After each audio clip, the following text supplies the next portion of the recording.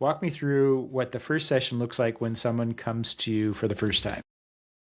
So when someone comes to me for the first time, usually we've done a consult first. I'm a big believer in that people should shop around for their therapists. And any therapist that's not willing to offer you a 15, 20-minute consultation call probably is not a therapist that you're going to want to work with. So usually when I meet someone for the first time, we've already talked on the phone or met in person, and we've gone through the paperwork so that they're ready to come into the office and get going on their work. And usually, how we start is the client has identified some goals in the time that we've spoken. And so I ask them about those goals, and then I start gathering information. Um, I have been told, and I believe it's true, that after doing this for so many years, I am very direct, and I don't spend a lot of time necessarily, "Is this okay? Is this okay?" I ask questions. My favorite expression is honesty with kindness. In here, I'm going to be honest, and I'm going to do it as kindly as I possibly can. And that's what I ask for my clients too, when they're out in the world. If you could do honesty with kindness, that would be beautiful.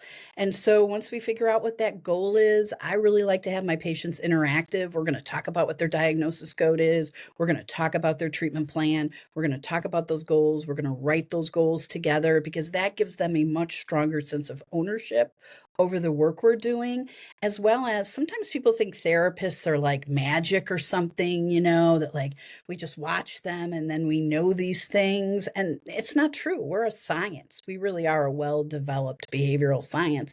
And I want clients to know that no, there is science behind this. There's a rhythm, there's a rhyme, and we're going to help you figure that out. And I'm very fortunate. I have really lovely. So what is the general direction that most of your counseling takes? What the patient population, their age, and what are they generally You suffering know, from?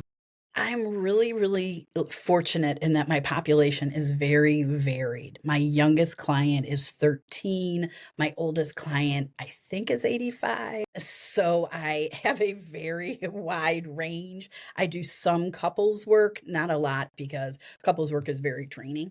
Also on a side note, when you do couples work, you get paid less from insurance companies than when you do an individual session. Isn't that Oh, really? fascinating? Yeah, I it is know. interesting. I think you Wouldn't you get paid think? double. Wouldn't you think, Zane? Me too. But I would say right now, the presenting thing that I'm hearing and feeling a lot of is anxiety. Whether you're 13 or whether you're 83, anxiety right now is really off the hook.